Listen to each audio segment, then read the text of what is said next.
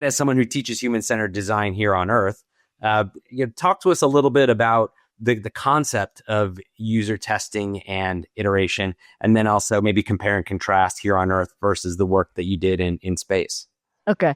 Yeah. So what's tricky about experimenting in space is that because the launch cost is very expensive. Mm-hmm. And yes, the SpaceX had revolutionized the cadence to reach ISS.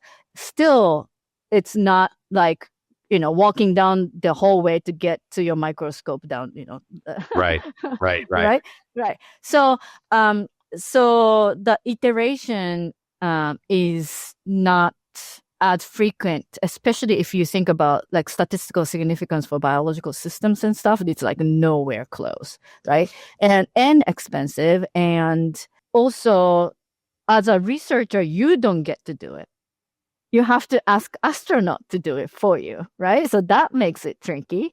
And so there's like all of that, but still meaning the researchers, brave researchers out there are trying to understand as much, to gain insights as much as possible with the opportunity that they have to understand better and then better inform the future research, right? So that's fascinating.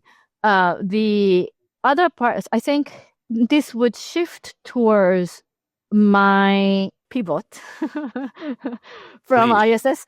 I thought that's my dream job and I'll stay there forever at least until the end of the ISS, right?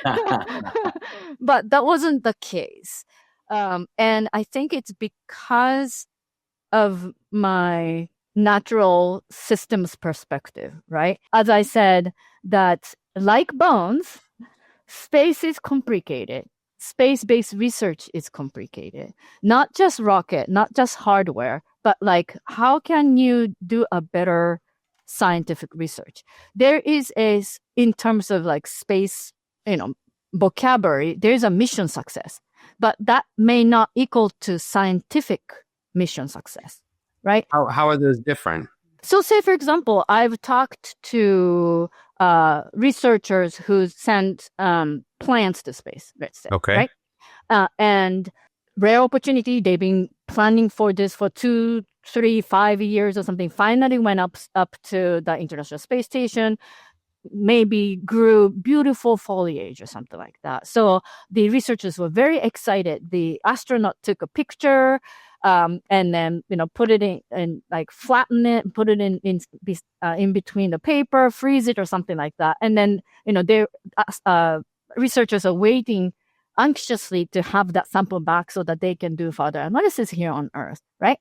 But it's just the reality of it. Sometimes when they bring back the sample on the SpaceX Dragon capsule, it actually goes through the atmosphere and then crash landing into Pacific Ocean, right? Mm-hmm. So lots of vibration.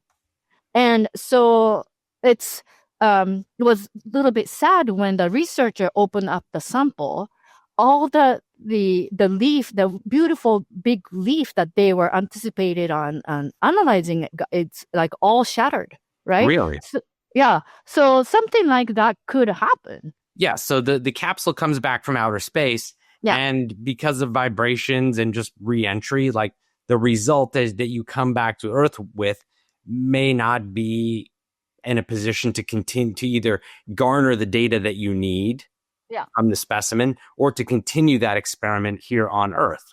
And those are clearly some of the risks that we face. Is that right? Right.